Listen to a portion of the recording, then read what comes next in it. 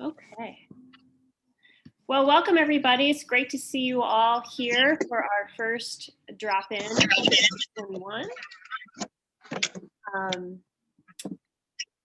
I don't really have any announcements. Our Zoom programming is ongoing as it was last year. We anticipate, of course, being back in person sometime this year, but no date has been set. So I'm going to invite Terry to introduce our speaker, Dr. Kramer. And during the program, everyone will be muted except Dr. Kramer. And so if you have questions along the way, put them in the chat box, which depending if you've got an iPad, it's at the top. If you're on your computer, the chat box is at the bottom.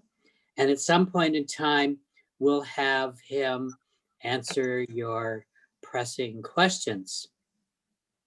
I just have one announcement that I was going to have Dottie make, and that is our cookie recipe book is on the website from back in December. So if you need to make cookies for Valentine's Day or Martin Luther King Day, we have a recipe book for you. You can check it out. It's a recipe from villagers and Hyde Parkers, and was put together by Dottie and Michelle. So we're glad for that. Well, today we're going to talk about strokes. What is important that you need to know? We have a Dr. Christopher Kramer with us. He is on faculty and staff at University of Chicago Medicine, and he is a neurointensivist.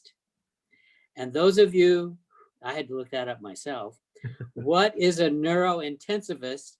That is a physician who specializes in intensive care unit care for people with strokes. So we have a very highly qualified individual. So he works in the intensive care unit at U Chicago and primarily cares for acute stroke patients. He's also been a member of the faculty since 2015. He also serves as the director of the Neurocritical Care Fellowship at U Chicago and is dedicated to developing new therapies and treatments for stroke patients through participation in numerous research endeavors.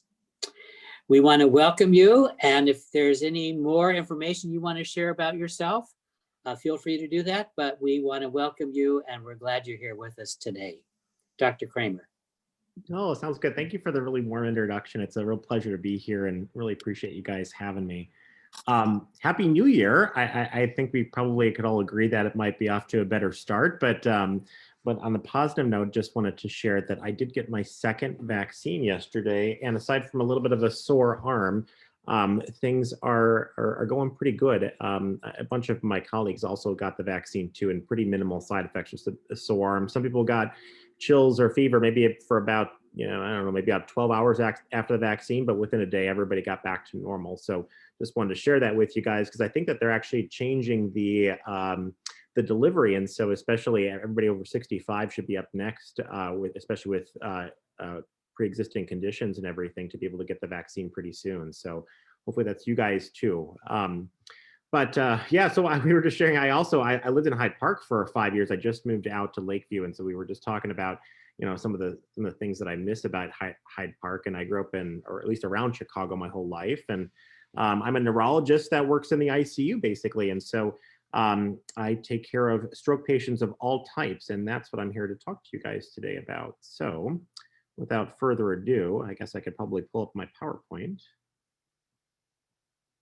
And of course, I'm pretty informal. So, if you guys have any pressing questions, even during the presentation, you can feel free to interrupt me if you like, or again, we can do questions, at the end.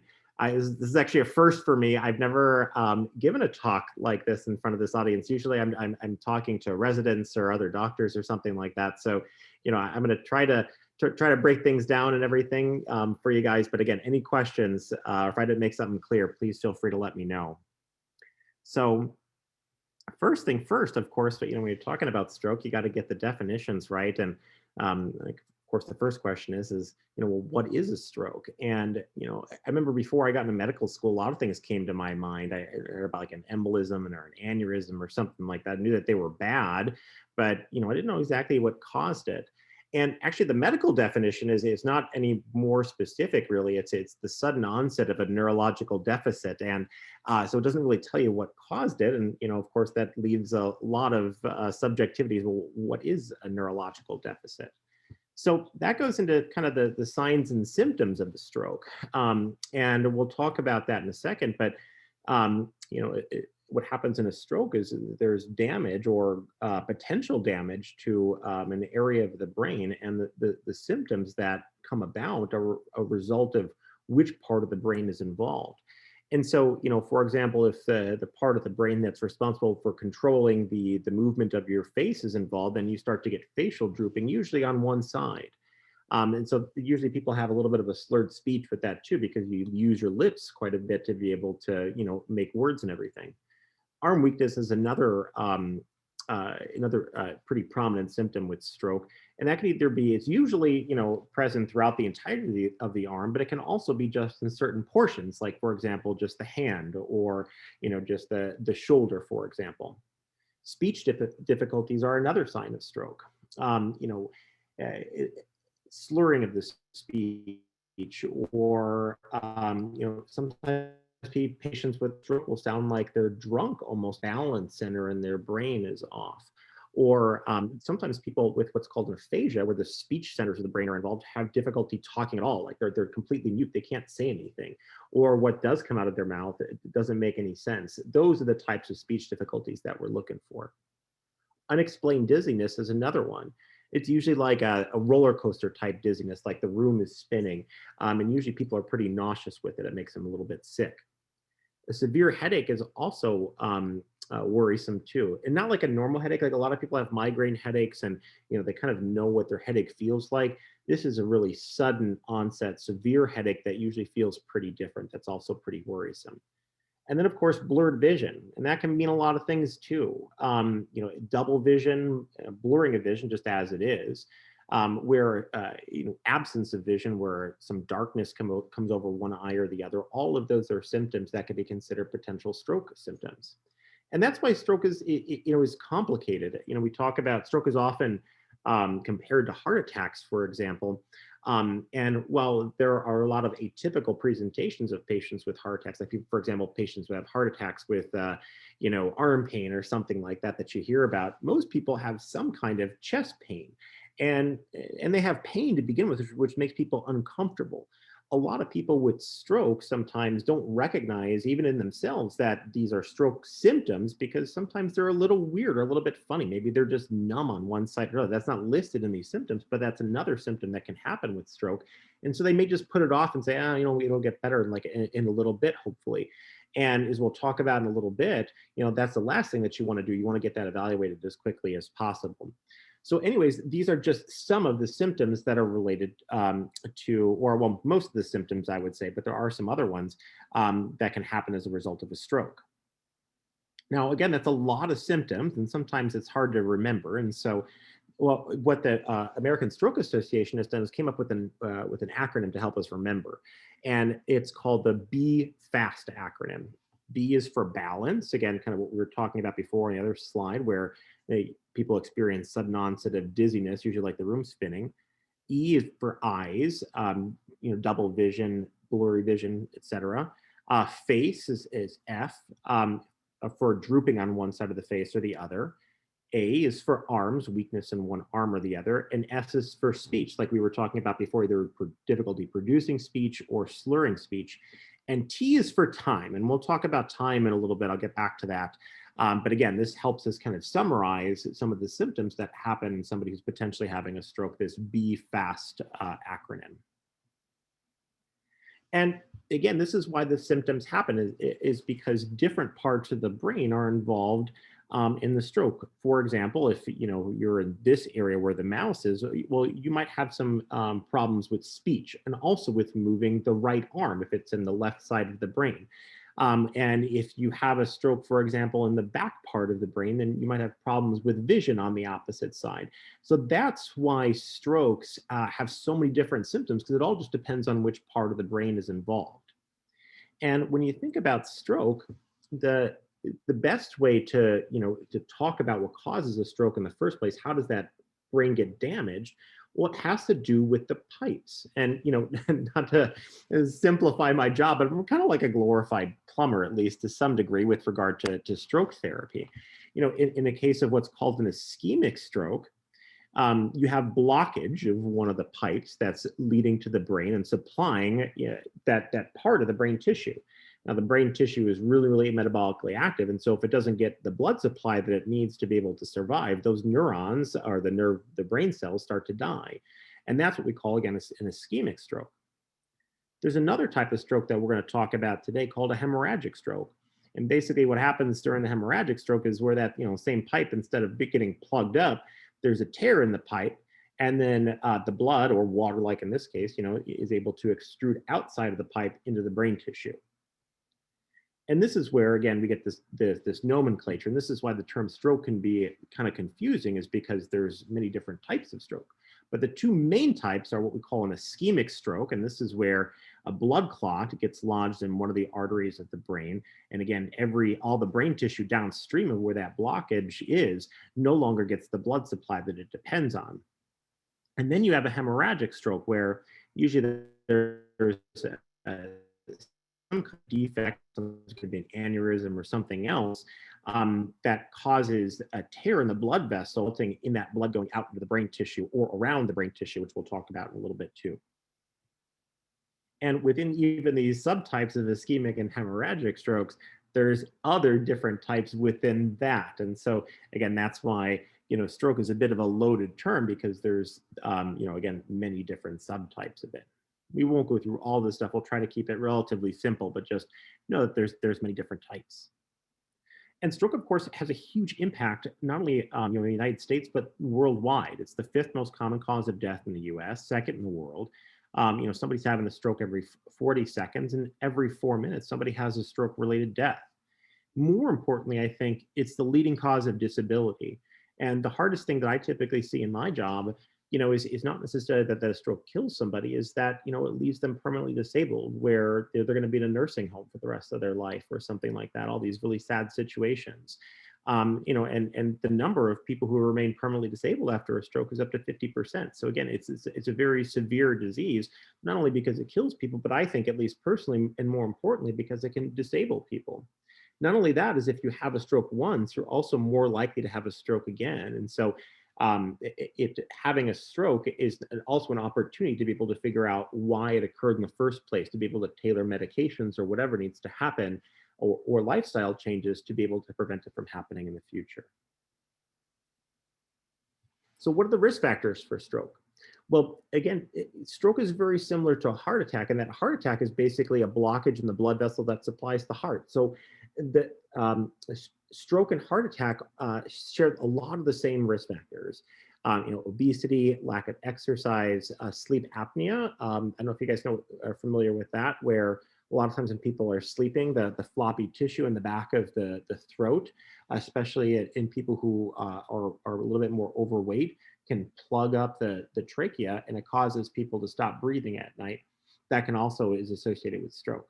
Heavy alcohol use, smoking and drug use, diabetes, heart disease. Again, they kind of share the same risk factors, heart disease and stroke, high cholesterol, and high blood pressure. And so, of course, and there's different degrees of risk factors depending on how out of whack each of those, how bad is your blood pressure, how bad is your cholesterol. Each of those, not only just a checkbox to whether they're there or not, also depends on how under control they are or out of control. And so again, this stroke risk scorecard is something they've used in the past to be able to stratify people's risks for having strokes. So what can you do to try to prevent strokes from happening in the first place? Well, you just got to keep your pipes clean, theoretically and metaphorically, of course, which, implies taking your medications, first of all, aspirin and blood thinners are often prescribed to be able to prevent people from having strokes again, keeping your cholesterol low, eating healthy foods, exercising, getting good sleep, managing your diabetes. That's a really big one. People's A1C, when it becomes quite elevated, becomes, very highly associated with stroke and heart attacks. Drinking in moderation, stopping smoking, avoiding stress, all the things, unfortunately, that are difficult to be able to do from a preventative standpoint, but at the very least, taking your medications and following your doctor's orders, that'll substantially reduce your risk of having a stroke. So, but of course, not everybody's perfect, and even if you are able to have great compliance with your medication and everything, and strokes still happen no matter what. And so, what can we do if somebody's having a stroke? Are there therapies that we have to be able to try to make them better acutely? And the answer, of course, is yes. And this goes back to that time part of that acronym that I was telling you about before. Because when it comes to a stroke, time is brain, essentially. So when you have a blockage in one of the arteries, like we were talking about, that supplies a particular part of the brain, those brain cells, are slowly dying basically over the course of time. Now, the object, of acute stroke therapy is basically to try to restore that blockage or restore that blood supply to that area of the brain, and the brain tissue that hasn't already died yet, will be able to have their function restored. And so that's how patients get better after getting therapy when they're having a stroke. And so that's why we want to try to treat these patients as soon as possible, because the sooner you open the blockage, the less brain damage you will have. So how do stroke patients get to the hospital? Well, first of all, the stroke symptoms have to be recognized. And again, that can be challenging. Now you guys are all experts, at least hopefully, at identifying at least some of the stroke symptoms that people can exhibit. But many times it can go hours before somebody recognizes that they're having a stroke. In addition to that, somebody needs to call 911 or get the patient to the hospital somehow. Now, because strokes can cause problems with speech, and because strokes can cause problems with movement, many times people have them at home alone when they're by themselves. And then, it takes somebody else to be able to realize that they're missing, they didn't show up, they didn't call or something like that, to be able to call 911 on their behalf. And sometimes, many times these patients come to us when they're being found down at home. Now, after 911 is called, usually paramedics arrive relatively quickly, usually within about 10 or 15 minutes. And then the patient's taken to the nearest what's called stroke center. Now, a primary stroke center, which is, again, kind of the least designation that we'd like to take patients to, will assess them and see if they're a candidate for any of the therapies that we'll talk about to be able to try to open those vessels up. Now, if they may be able to partially treat the patient, but they may not have the capabilities of a larger center. And if that's the case, then these patients are typically shipped to what's called a comprehensive stroke center, where they can receive specialized therapy that hopefully will improve their outcome. As I was alluding to, there's two levels of stroke certification. There's primary stroke centers, and then there's comprehensive stroke centers. The University of Chicago actually was the first major center in Illinois or in the Chicago area to achieve comprehensive stroke status accreditation. It's really, really hard to get.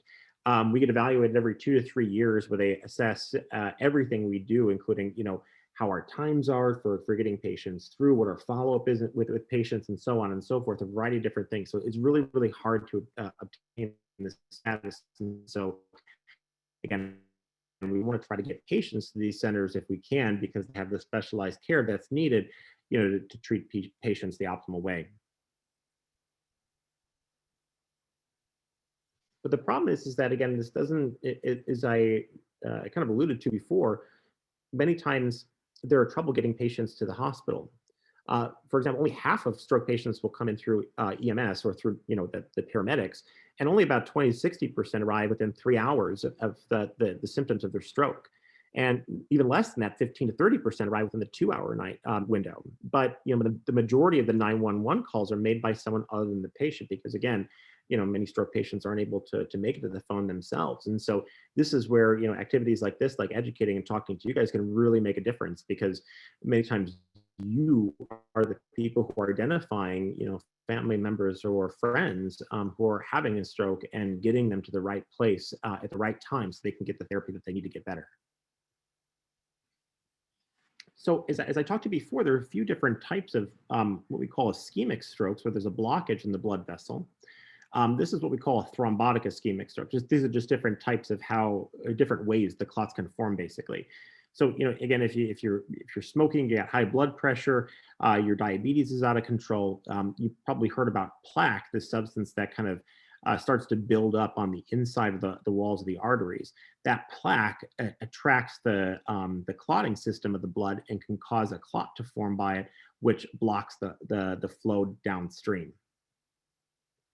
An embolic stroke, or what some people call an embolism, is where there's a clot that forms somewhere else and then travels to the brain and gets lodged in the arteries. Many times it happens in the heart. Some people have an underlying rhythm called atrial fibrillation, for example. That's where the top of the heart quivers. And because it doesn't contract very well, what ends up happening is that the blood thickens and forms a clot in that part of the heart, which breaks off, and then it travels to the brain and gets lodged up in one of the blood vessels. So that's another different type of stroke.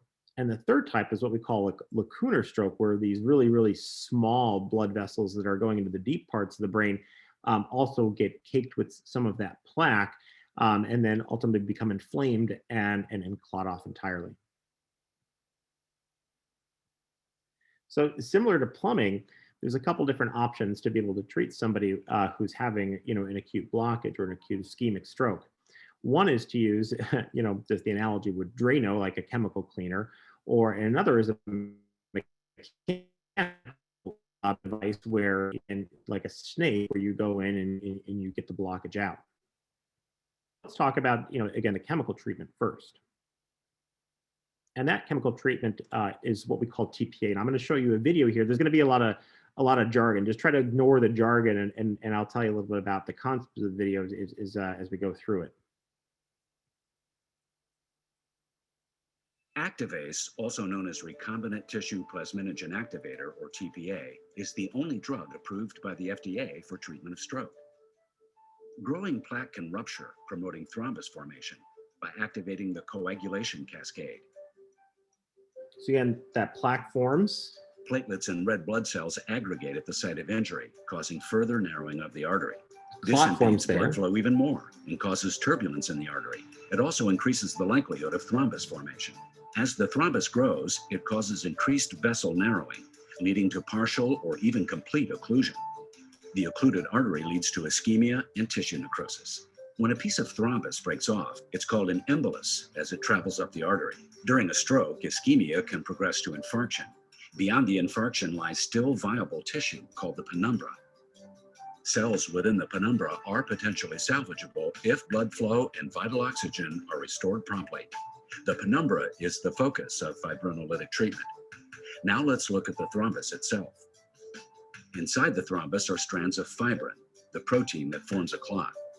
Enmeshed within the fibrin is plasminogen, the inactive precursor of plasmin. Activase is administered by IV infusion within 3 acute ischemic stroke symptom onset. Activase binds to the fibrin in a thrombus and converts plasminogen to plasmin.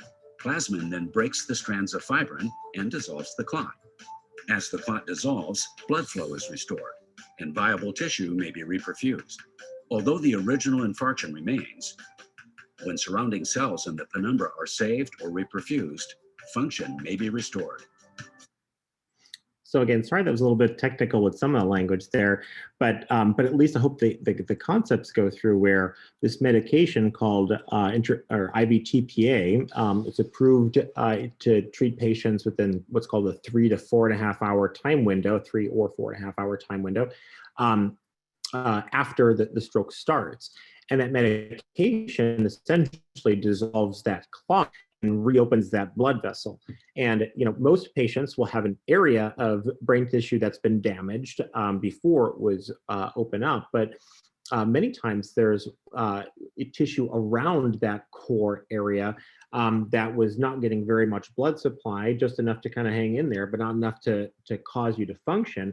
But now that it gets the blood supply, that area is able to come back, and that's where patients can regain their symptoms. And this is, again, the scenario that we're hoping for.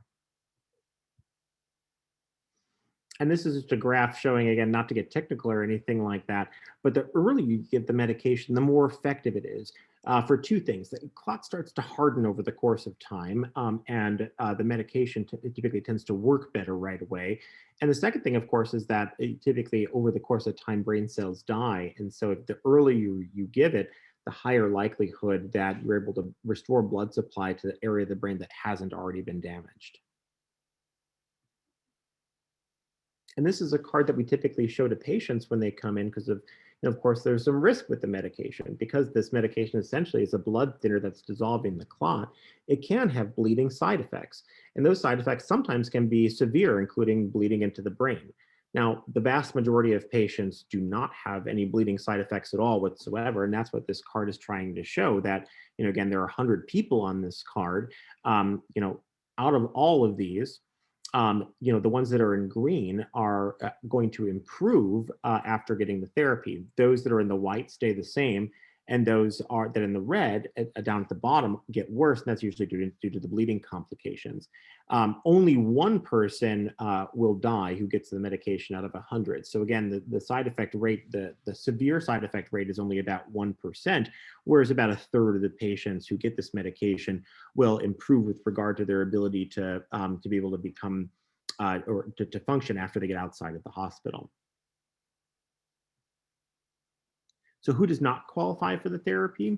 Well, the problem is that if you get outside, so this medication IVTPA is only FDA approved 3 hours from the time that the patient's symptoms started. Now, that's easier found out than not. As another case, I find somebody you think is having a stroke to be able to try to establish. Many times, for example, patients will wake up with whatever deficit they're having as the result of the stroke, and they don't know exactly when it happened. They went to bed fine, but we don't know what time in their sleep, that the stroke occurred. When that happened, we have to do is figure out when the patient was last seen to be well, which of course was the night prior, which is outside of that 4.5 hour time window. But otherwise, anybody who within 4.5 hours of the time that their symptoms started, or that they were last seen to be normal by somebody, if that time is unknown, is a candidate for the therapy, unless they have bleeding problems. Of course, we don't want to give a blood thinner to somebody who already has bleeding problems, like if your platelets are low, for example, or if you're already on a blood thinner. If you've had a recent surgery, that increases the risk of bleeding with the medication, of course, so we don't want to do that. If you had a recent trauma, if you got a severely elevated blood pressure, because that could increase the chance of you bleeding into the brain, or if the symptoms aren't disabling. Some people have a really, really small stroke that's going to get better on its own. And so it's not worth giving somebody a medication that has some risk if you're just going to get better on your own, and it's unlikely to benefit.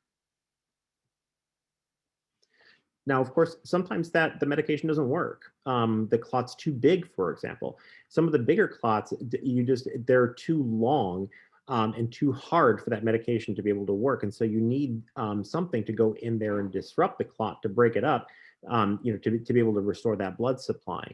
And so the therapy that we've come up with is what's called mechanical thrombectomy.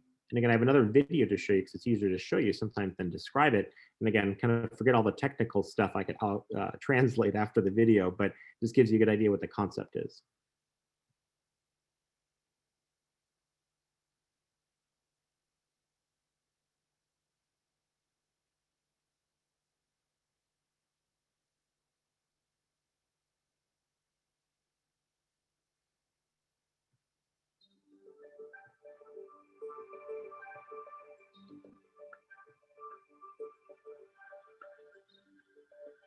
Position the balloon guide catheter as close to the thrombus site as possible.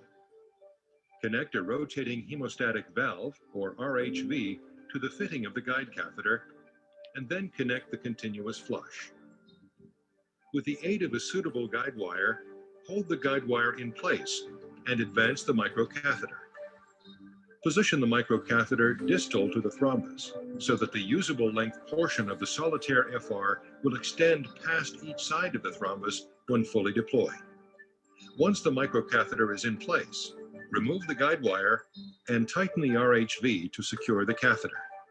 With the aid of fluoroscopic imaging, carefully advance the solitaire FR until its distal markers line up at the end of the microcatheter. To deploy the solitaire FR, loosen the RHV. Then carefully withdraw the microcatheter while holding the solitaire FR in place until the microcatheter tip covers only the proximal marker of the device. The usable length of the deployed solitaire FR should extend past each side of the thrombus.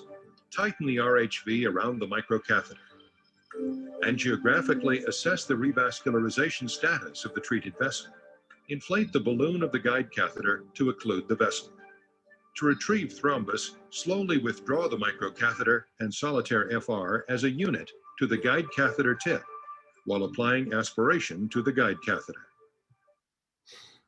So it's pretty neat, and this therapy is really effective. About 85% of patients, when they come in with a stroke, the person who does this, which is called a neurointerventionalist, is able to take that clot out. This has a really, there's 5 trials that came out about 5 or 6 years ago now that looked into the benefit this has on patients, and it has a very, very substantial benefit, not only for mortality, but also for what we call functional outcome, or how disabled people are after their strokes. And I've seen many patients who come in very, very severely disabled, perhaps would have died or would have gone to a nursing home for the rest of their life, and they come out after this procedure and they're nearly back to normal. That doesn't happen all the time, to give you like false expectations or anything like that. And some people have complications too, in particular bleeding complications when they open this up, or sometimes there could be a tear in the blood vessel when they go in there and try to get the clot. But for the most part, this is a really, really great therapy. And this can be offered to patients hours after the time that last known to be well. And so, again, don't think that if somebody's having symptoms outside of that 4.5 hour window that they no longer qualify for therapy. Because again, this can be given up to 24 hours after the symptoms start. So it's a pretty long time. So again, this has been a really big advancement in my field of medicine. And again, sorry about the technical stuff, but at least Jose gives you a concept of how they go in there with this wire that they thread through the groin all the way up into the arteries of the brain. And they put this stent in there to be able to try to fish the clot out. And again, it's usually pretty effective.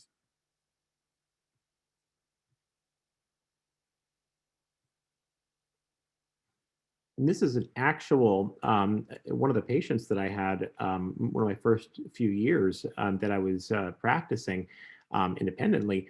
I communicate, I don't actually do the procedure, but I communicate with the person who does do the procedure both before and afterwards. He sent me a picture of this for one of the patients that we treated together. He took the clot out and I assessed the patient before and after and everything. And this is actually what it looks like. Again, this is for what the size looks like, but this is the actual mesh that you can see in that catheter. And this is the blood clot that the guy was able to get out of this patient's brain. So what about prognosis? Again, patients who receive either IVTPA or mechanical thrombectomy, which is that procedure that I was talking about where they take the clot out of the brain, have a better outcome than patients who do not. And again, that benefit is in particular very, very sizable with that mechanical thrombectomy therapy. But the prognosis all depends on, of course, the size of the stroke. Big strokes are usually worse than small strokes, but the location of the stroke is also very important. Strokes, even in the brainstem, for example, which is this area of the brain that's got a whole bunch of function that's really, really concentrated, even a small stroke there can produce really, really severe deficits. The type of the deficits also can be, better or worse for some people. For example, somebody, for example, who is a virtuoso piano player, has a stroke that makes them just weak in their right hand. That's a very disabling deficit for somebody, whereas maybe that's not for somebody else who doesn't use their hands as much. So again, the type of deficit also matters too. In addition to age, unfortunately, once brain tissue's gone, it's not, the body's not able to reproduce it. Like, for example, you can donate, a portion of your liver and your liver will grow back. It just doesn't happen that way with brain tissue. This is where the stem cells come in, where people are trying to inject these stem cells in the hopes that they'll grow into brain cells. but we just haven't found a way to do that yet. And as we get older, we naturally lose brain cells. And so if you have a stroke, there's less brain cells around to be able to take over the function of the brain cells that were damaged, which is what typically happens, in patients who have stroke. That's how people get their function back, is the brain cells around that area start to take over that function for the area that was lost. And of course, other medical problems. Many times, problems with the heart don't get along very well with problems of the brain, or the heart people need to be anticoagulated or be on blood thinners for their heart, but it's bad for the brain or something like that. Medical comorbidities make things a lot more complicated. And so, those patients typically tend not to do as well either, unfortunately. That's suffice to say that we can always make things work, and we see plenty of very complicated patients, but sometimes the solutions are a little bit more challenging. So now we're going to talk a little bit about the bleeding strokes for a little bit. And I'm going to start by talking about something called subarachnoid hemorrhage, which is where there's an aneurysm, or what you can see like an outpouching off of one of the blood vessels. And the outpouching has a wall on it, that the blood vessel wall is very, very thin. And as it expands, what's happening is that it, just like a balloon, eventually it pops and it extrudes that blood out and around the brain. And this is what we call subarachnoid hemorrhage. Now, I won't go too much into subarachnoid hemorrhage. I could probably talk for an hour to you guys about just subarachnoid hemorrhage in and of itself, because there are a lot of complications that these patients get, and most of them end up being in the hospital for at least a couple of weeks. But one of the mainstays of treating subarachnoid hemorrhage is to take care of the aneurysm to fix it. Now, you can do this if the aneurysm ruptures. You got to take care of it right then and there as quickly as possible. But many people have an aneurysm that's identified without it having actually ruptured yet. In those cases, anytime, for example, a vascular neurosurgeon or a neurointerventionalist will weigh the risks and benefits of intervening and trying to have surgery on the aneurysms to fix it, versus the risk of having a procedure itself. And so I just have one last little video. I'm a visual person, if you couldn't tell, but sometimes I think it helps to understand these concepts that tell you how people treat an aneurysm. It's real quick, but pretty interesting.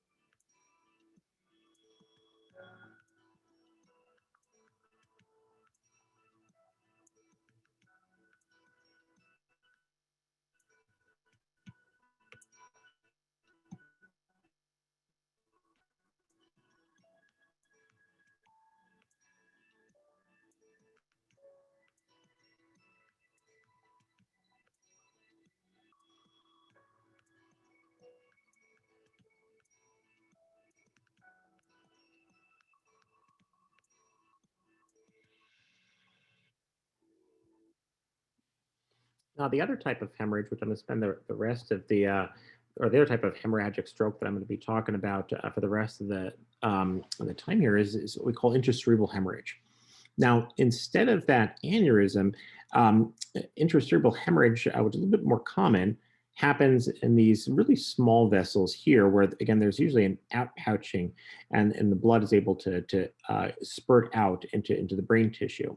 Now, what causes this to happen? Well, same risk factors as ischemic stroke and heart disease, except for high blood pressure is a real prominent one. What's up happening is when you have high blood pressure, that plaque forms, but the arteries also become a little bit hard too. And it can even become deformed, where these small kind of aneurysms or deformities happen in the vessel wall. And these are what we speculate are the weak points, and this is where the bleeding typically tends to occur. Now, the bleeding occurs in usually a select few areas of the brain. Again, usually these small blood vessels are involved, the deep, what we call the deep areas of the brain, here and here, but also in this part of the brain called the brain stem, and the back of the brain called the cerebellum. Sometimes people can also have bleeding up here in what we call the cortex of the brain too. What causes the hemorrhage to happen, as I said before, hypertension or high blood pressure is the predominant risk factor. About 15% of patients have something called cerebellar amyloid angiopathy, which is a big fancy word, but basically what happens in the disease is it often happens, or it co-occurs with cognitive decline in patients where they have difficulty with memory more than what's normal, what's kind of expected over the course of time. But in addition to that, they also got these proteins that deposit in the wall of the blood vessels that make them more friable, more ready to break. And then a good other portion, maybe about 15%, probably higher than that now, are patients that have bleeding in the brain as a result of what we call a coagulopathy, which is, patients oftentimes are on blood thinners for their heart. But again, as we were talking about before with that medication TPA, anytime you introduce a blood thinner into the body, there's a risk of having bleeding anywhere, which includes the brain. And so many times we will see patients who are on blood thinners who have bleeding in the brain. And there are a variety of other different causes of bleeding in the brain, but again, it's kind of out of the scope of this talk. These are by far the most common ones. So what do we do if somebody comes in with bleeding in the brain? Well, they get admitted to the ICU. We treat their blood pressure, which is often really elevated when they come in. Sometimes patients need to be on a breathing machine to be able to help them breathe. And there are some, mostly medical, some surgical treatments to help relieve the pressure in the brain. Now, the thing with bleeding strokes that's different from the vast majority of ischemic strokes where there's a blockage is, where with a blockage of one of the blood vessels, sometimes the brain tissue can swell. Most of the time it doesn't stand to degree.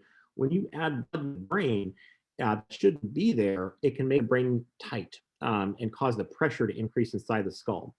Because the brain's inside of the skull and the skull is a fixed rigid space, there's only so much stuff that you can fit in there. So if you start putting things that shouldn't be in the skull or weren't designed to fit inside of it, like more blood, what ends up happening is that there's limited room for all the other stuff inside of the skull to go.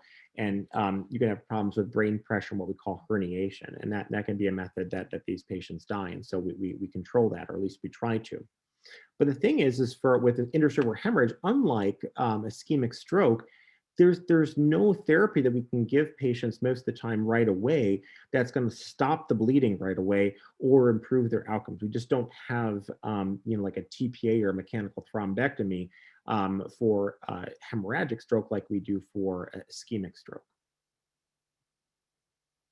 So we can try to plug the leak as best as possible. And in the case that patients have a coagulopathy, like if you're on warfarin or Coumadin, or if you're on Eliquis or Pradaxa or any of those medications, there are antidotes that we can give patients to be able to correct that coagulopathy, to be able to lower the levels of those blood thinners, to be able to make that bleeding less likely, or to be able to help control it. But in anybody who presents, there's no therapies that we have to be able to try to stop the leak. Once that blood does get into the brain, however, there are some techniques that are kind of neat that we use at the University of Chicago, at least, and have been fortunate enough to pioneer some of these techniques that allow us to, for example, use like a syringe like this to be able to aspirate, or to be able to try to suck some of that blood out from inside of the brain after it's occurred. And this is a patient that we had, for example, that came in with the bleeding in the brain.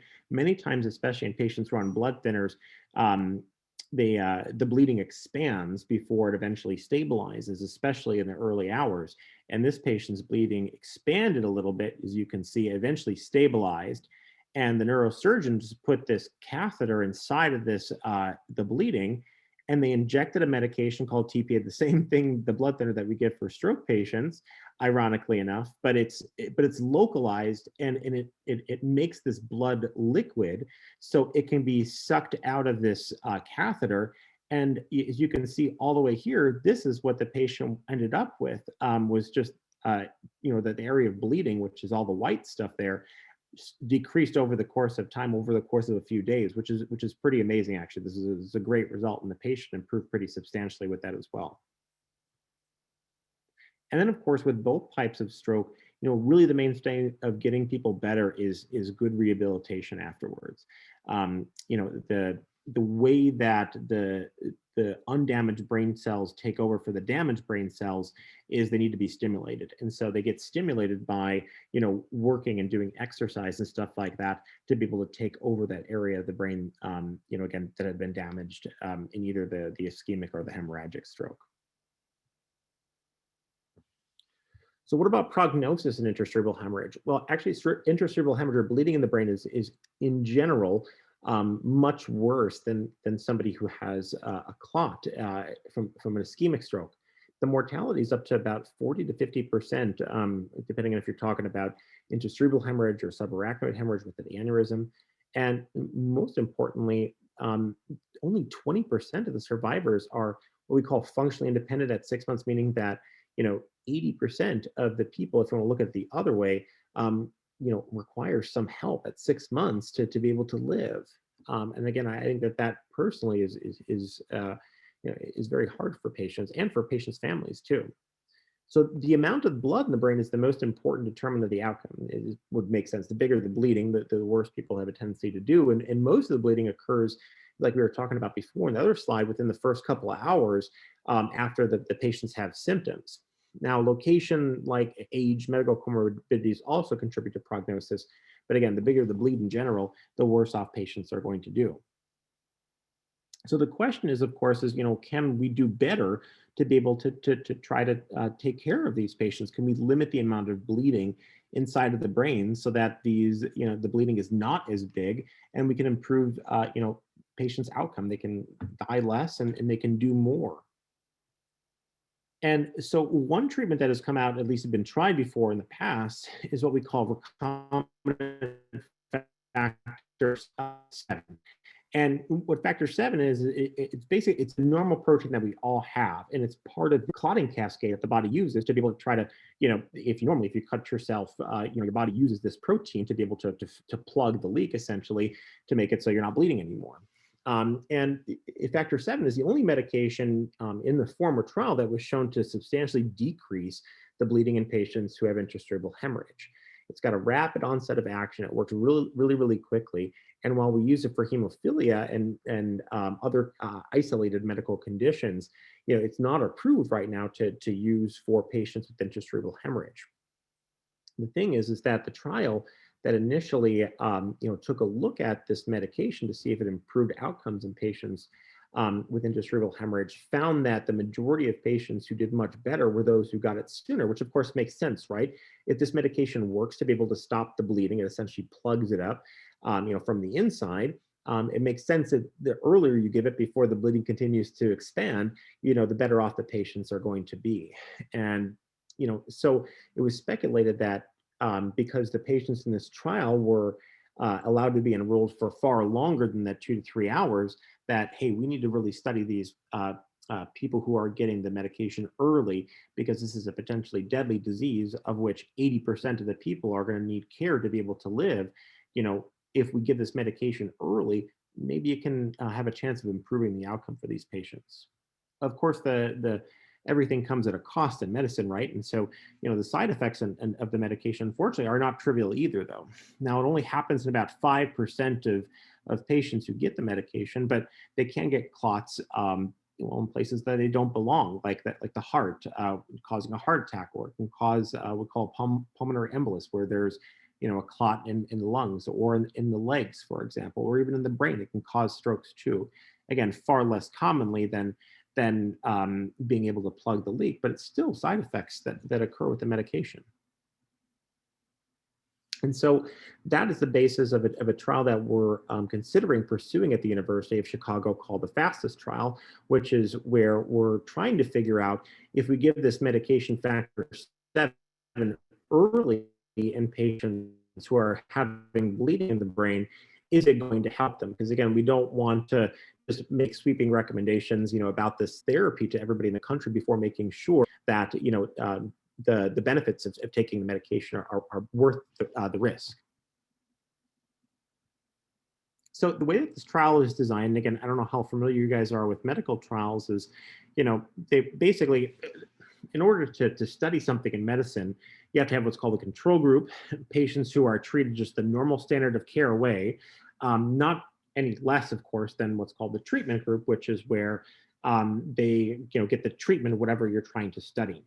And the object is to be able to try to make the groups similar with regard to every aspect except for the medication. And then, or that you want to study. In this case, of course, that would be factor 7.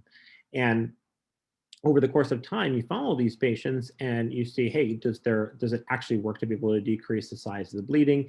And then, of course, does the decrease in the size of the bleeding, is it associated with an improvement of their outcome? Do these patients do better, have less disability, die less, after the discharge from the hospital? So, of course, the thing is that we have to recruit patients within 2 hours of symptom onset. As I was trying to tell you earlier in the talk, even getting patients who are having an ischemic stroke to the hospital within 2 hours after the onset, only 15 to 30% of those patients are coming in within that time period. And so this is very, very difficult to do because of all the barriers that we were talking about before.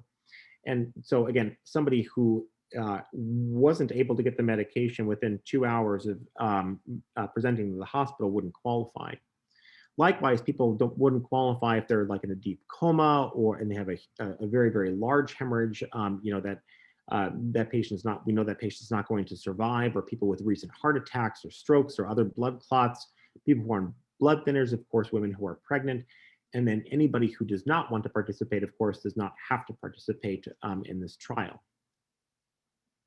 Now, the only thing that we're dealing with in this trial, which is difficult, and part of which we want to get your feedback on, is the need for what's called exception from informed consent. Now, the way that this typically works, research in trials, is that we believe very, very strongly that should be able to make as far as what therapies that they want. They can weigh, our job as medical professionals is to provide patients with the knowledge of what the risk and what the benefit is, and then you guys make the decision as far as what you think you want for your body. The only problem is in trials like this, where you're treating somebody with a very time-sensitive emergency, is that it's very, very difficult to be able to get a hold of family members, or to be able to talk to them about the risks and benefits in a time-sensitive manner. Many times, somebody comes into the emergency department, they're found down at home, or they're found down on the street, and we have to do a bunch of detective work to be able to try to find who their family is in the first place, to call them to be able to get consent for other things. And so you can imagine that in a trial where we have to, get patients to the emergency department as quickly as possible, and then treat them as quickly as possible within a very small amount of time, it's a big challenge to be able to talk to families all the time, and we would not be able to enroll patients in the trial.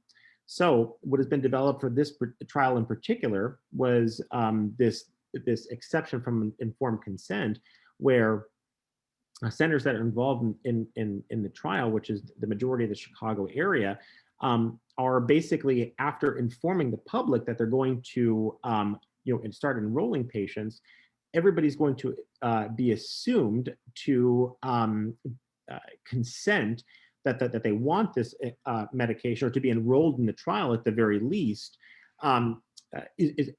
if we're not able to find somebody immediately to be able to consent verbally for the trial. So that means, if you had a bleed within, 100, if they can get you to the emergency department within 120 minutes, and nobody was able to contact your family to explain the risks and benefits of the medication and of being in the trial and everything, that it would be automatically assumed that you would want to participate. Now, of course, we struggle as medical professionals with this concept too, because again, we feel very strongly about patients being able to have the right to make their own decisions. But of course, it's also very challenging to be able to do that in a trial like this, or in treating patients like this, just because of the fact that in general, it's very, very hard to recognize and get people to the hospital in that period of time, let alone be able to try to talk to their families and consent them for the medication and everything. So again, that's something we would like your feedback on if you guys have it.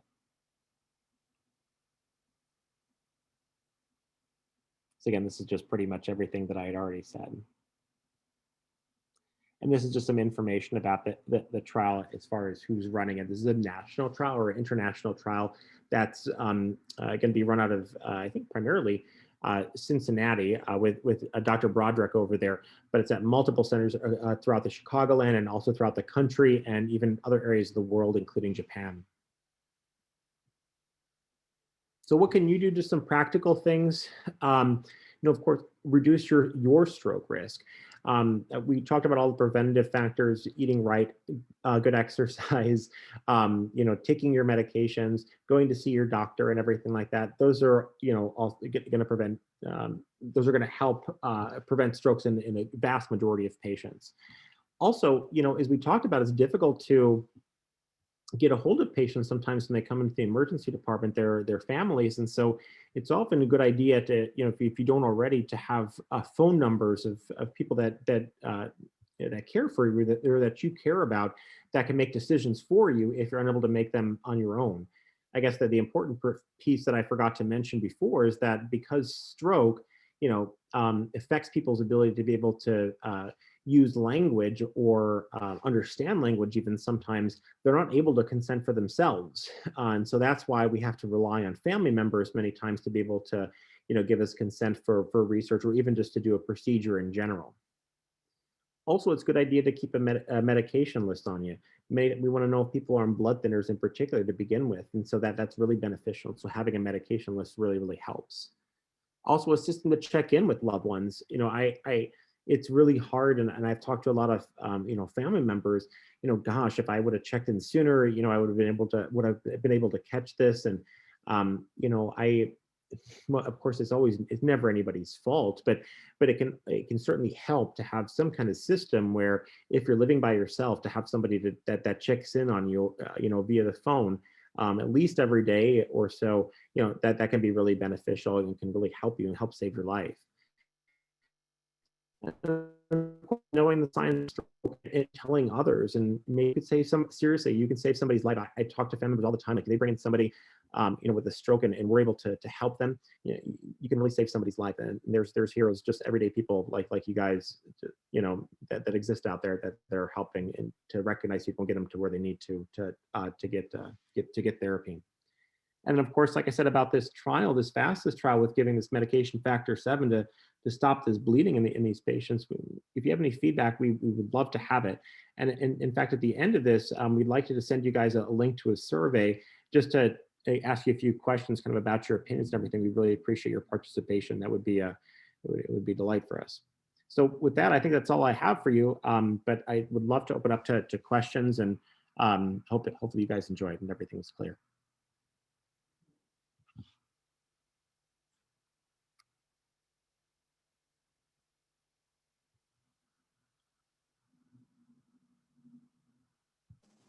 Dr. Kramer is available for a little while to answer some of our questions. And we have some questions on the chat box, and I'll start with that. And then once we finish with that, if there's somebody else who wants to ask questions, feel free to do so. The first one comes from Kathy Williams.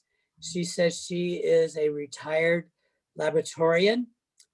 Is the turnaround time on test results to diagnosis of the origin of the stroke, has that improved? No, that's a great question. And I think it depends on what laboratory test that you're talking about. But we've been working, for example, in our lab to improve the turnaround time for looking at our coagulation studies and everything, because many times we need that to make a decision to see if a patient's blood is thin, to see if they're eligible for one therapy or another. Now, some people have diseases that make them more apt to having clotting, like they have a clotting disorder. Some of those tests still take a pretty long time to come back, I think, no matter where you are, because there's only certain laboratories around the country that are able to run those tests. So again, it just depends on what test in particular that you're talking about, but I think that in general, we've gotten at least a little bit better. The next one, to what extent is stroke age related? So stroke is age related. It's directly proportional to age. Now, there are younger patients who have strokes, certainly. But because they're not as apt to form clots, and because their cholesterol is usually better, they usually don't have high blood pressure and everything, they typically don't get strokes as commonly, or the reasons they get stroke typically are much different. Other things like because the other risk factors associated with stroke, again, like high blood pressure, diabetes, atrial fibrillation, all of those things happen with age, and there's this cumulative effect where if you've been smoking for a number of years or had high blood pressure for a number of years, that cumulative effect over the course of time contributes to the arteries becoming hard and having problems where the clots form and everything. So age is very closely related to the incidence of stroke. That question came from Frederick. This question comes from Yvette. What type of therapy is indicated for inflammation of tiny blood vessels? So if there's a stroke, like what's called like a lacunar stroke, where one of the small blood vessels of the brain gets blocked, those patients qualify for that IV TPA medication if they're able to get to the emergency department within 4.5 hours of their symptoms starting. But yeah, that therapy would be beneficial acutely in that patient. This is a comment from Ruth. She had to leave early. She said this is a very excellent program. And she made a comment, which I will make as an announcement as well. This program is being recorded. So afterwards, in the next couple of days, it'll be on Chicago Hyde Park Village's website. You can watch again and share it with family and friends. And she said, thank you very much. So open to general questions. Speak up. There's one more down there. Maybe it didn't get through. May I ask? Yes, go ahead. Yes, questions are open from the floor. If a stroke renders one mute and you call a family friend in emergency, can you possibly get any sounds out? Oh, that's a great question. Well, yes, but some people who are astute and know the signs and symptoms of stroke will actually, even if they don't hear anything, but they can hear the person breathing on the other line, they'll know that they can't talk and something is wrong. And in fact, gosh, I use it in another talk. We have a recording of a 911 call where it was just that, where the patient was able to call 911, but wasn't able to say anything to the person, to the operator on the other line, and they recognized the patient was having a stroke and sent an ambulance to the house and saved that person that came in. So, So if you use FaceTime when you call. Could use FaceTime too, yeah, you're right. Well, you'd have to do something to be seen on a. Well, sometimes people will just know that they called it, but they're not seeing anything, and if they're breathing, something is wrong. So, but again, but they have to be pretty suspicious, So, Yeah. That's where it becomes challenging. Oh, Terry, I sent in a chat question. Apparently didn't get through. Go ahead and ask. What? Go ahead and ask your question. Well, what do you have to do to get the chat through? I put the question down. Right now, just ask your question. We'll come to that later. My question was, at what level of A1C reading do you have a higher risk of having a stroke? If that's a question that's answerable. No, well, yes and no. So it's anybody who's diabetic, it has a higher risk of having a stroke. But many times I see like patients who have an A1C of 10 or 11 or even 12. Those patients come in usually with some of the worst strokes when their A1C is very, very bad. So mine at 7.5 or 6 is fairly decent, I suppose. Yeah, that's not too bad. This question just came in. Do you have a recommendation of the best way to get lab and technician results ASAP after hospitalization without going to medical records? That's a good question. The short answer is no, but you might be able to probably have, it depends on how many medical records you have, but you might be able to ask like a nurse or a colleague or something like that who's taking care of you to print out maybe a few of the documents. But you know, unfortunately, especially if you have to get like a disc for imaging, there's really no shortcut, and you have to go to medical imaging for that, or the medical records, sorry. And the question air ended with, she loves your background for holidays. Where could we join you? No, it was, I guess, wishful thinking, right? That's It's called imaging. right. We could all use, you know, Yes, could yes. afford to be there right now. I do have a question about a medical alert system. If someone thinks they're having a stroke, are they able to use a medical alert system to get help? Yes, absolutely. And I've seen a few circumstances where that's been the case.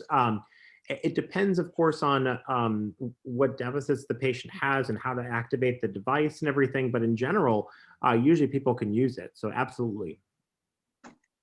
Thank And you. Frederick just sent a comment, was a good reminder. Last year, we had a Hyde Park Village program on emergency notification and safety devices. And he says, check out the program. It's online. You can watch it again. And it was done in conjunction with Tech Enhanced Life. What? Thank you. It's on the Hyde Park Village website. It's a program you can look at again. It also has resources. And in recent newsletters, I've indicated the website itself.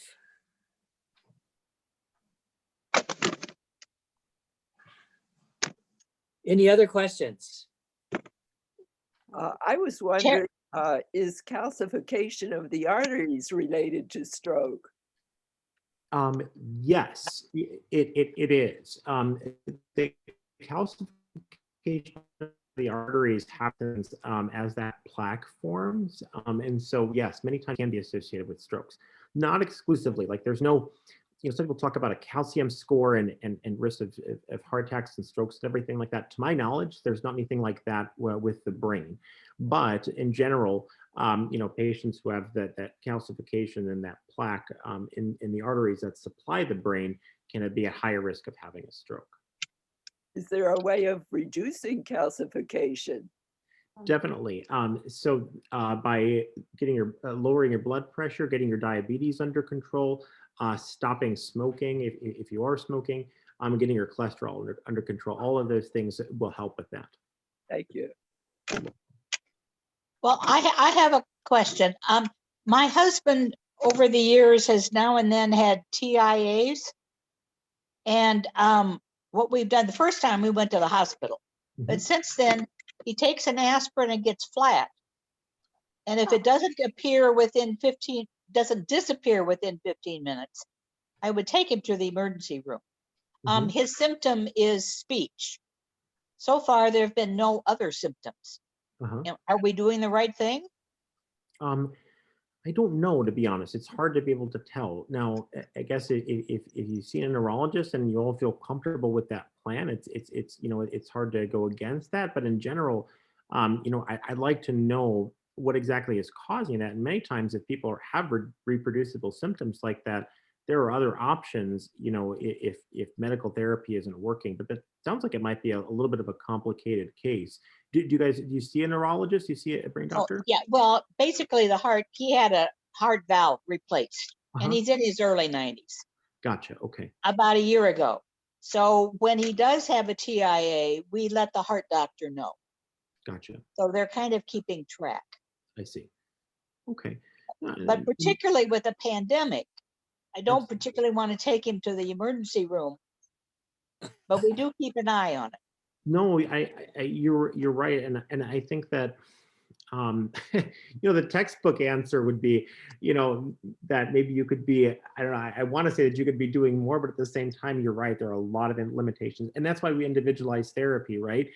Because there are unique circumstances to you and to your husband. Many times, again, especially if you have problems with the heart and problems with the brain, we're balancing risk factors for both things. And if things are going okay with what you're doing right now, you know, that may not be unreasonable. But again, it sounds like it's a little bit more complicated. You didn't mention it, but isn't a TIA often a precursor, an indication of a stroke? Yeah, you're absolutely correct. No, I didn't want to use, confuse the terminology, but you're actually 100% correct. So a TIA, or what we call a transient ischemic attack, is when you have a blockage in one of the blood vessels, but it opens on its own, and those symptoms come back. So sometimes the body can get rid of the blood clots on its own. It's just the therapies we talk about, you know, just do a lot better job than the body does naturally. But yeah, when people have TIAs, it's because that brain becomes dysfunctional because it's not getting enough energy, and then once you get the blood supply going again, then the deficits resolve. Okay, thank you. Wayetta, yours, the last question. Okay, hi, thank you very much. This has been great because I'm actually presently right in the middle of a brain heart situation with a family member, my mom. She had what they called an altered mental state, and she didn't have, anyway, she's back home. This was Thursday night. They did the MRI. They ran her up for all the stroke baseline tests. She did not have an acute stroke. She did not have a TIA. She did not have bleeding on the brain. She is on a blood thinner. She started taking this past year for AFib.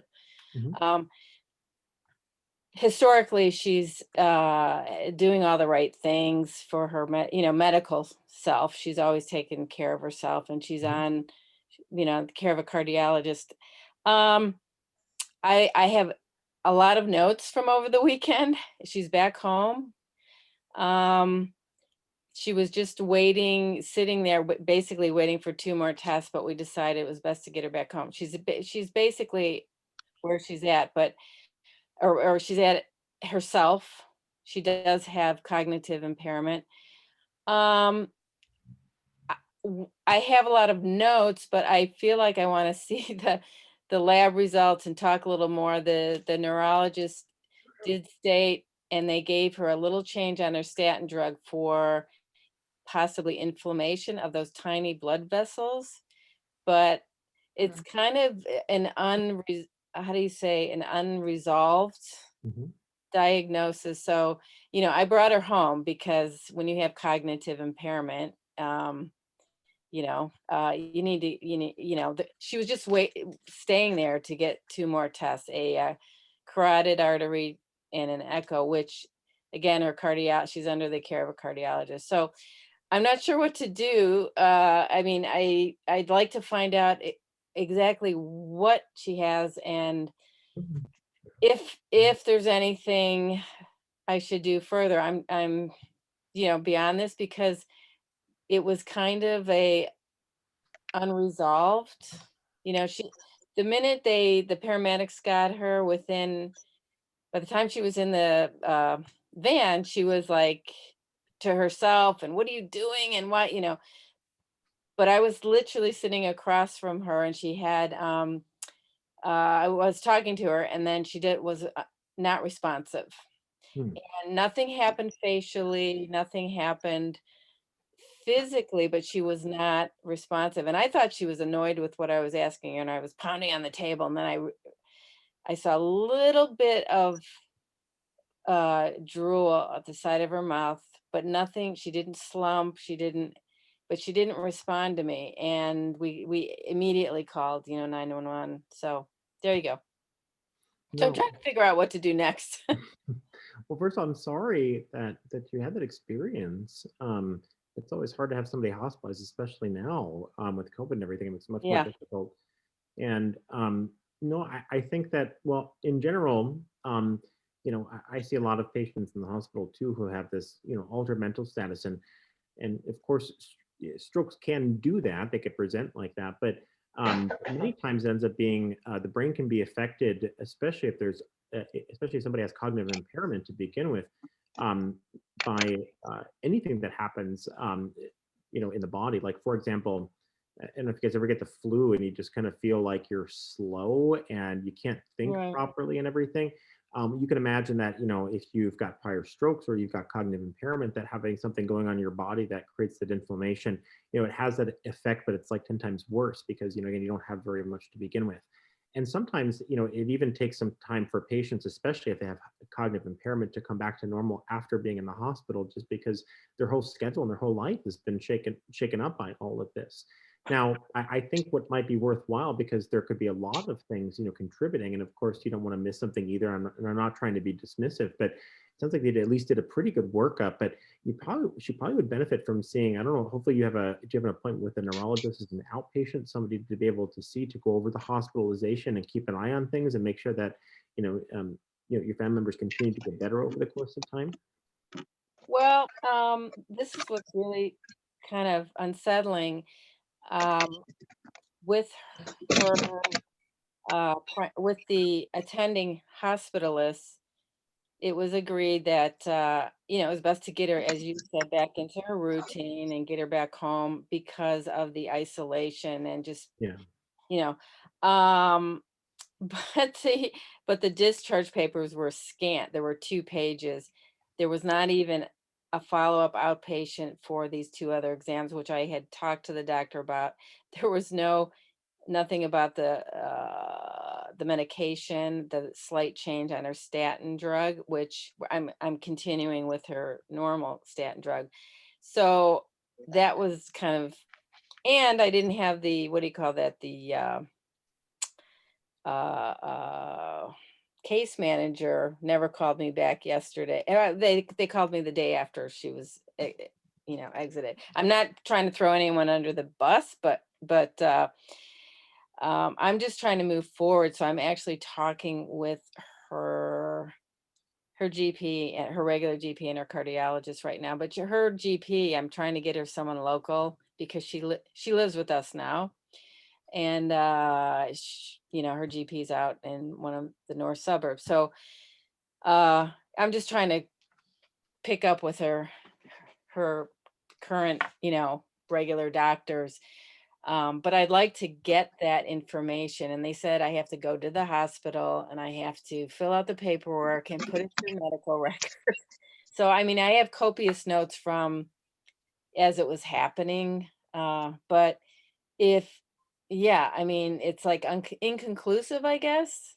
And like she's back to her normal self with her moderate, with her not moderate, she has, I would say, medium cognitive. So that was the big thing. When you have cognitive impairment, you're like, well, is it related to that? Or because you see this physical thing, and I realized it was definitely physical. So I just, I want to do the best thing for her. And I'm just trying to figure out what would be the next step, where she's at right now. Was this like, and Grace mentioned, was this a warning sign? And, thank God it was just a momentary thing. But right now, everything was showing none of the things that you've mentioned, even with her, she's taking Eliquis. They showed no bleeding. And with the CT scan, with the MRI, she also did an EEG, which we didn't get the results back yet, to see if there's any seizure activity. So nobody, I don't have any, and I've been trying to get once you're discharged, getting the attending anyone from the hospitalist to call you is like, and she did see a neurologist, and I actually talked to the neurologist. I got special permission to go see her on Sunday, so that she wasn't sitting there by herself, and the neurologist came in and she said no bleeding on the brain. And she started to talk to me about those small blood vessels you mentioned at the base. And she said, sometimes when you're older, age related, those can become more inflamed. And so that, because I was asking her about the statin drug, the slight change, and she said it's not related to her labs, it's related to the inflammation. And so it's kind of like everything, she said everything you're doing is correct or right, but obviously something happened. We're going to have to. I'm not sure what to do, but at this point, thank you. We're going to have to cease our discussion. Yeah, that's Uh, fine. Several things. One is all this will be available on the website, and Michelle's going to send links to this as well as the survey. And if you go to the website, these programs are under news and events, as well as the survey for the fastest trial.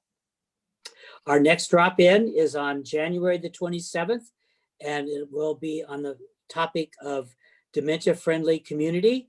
Hyde Park and Hyde Park Village is a dementia-friendly community, and what's all that about, and how you can become a dementia-friendly friend. So look forward to that.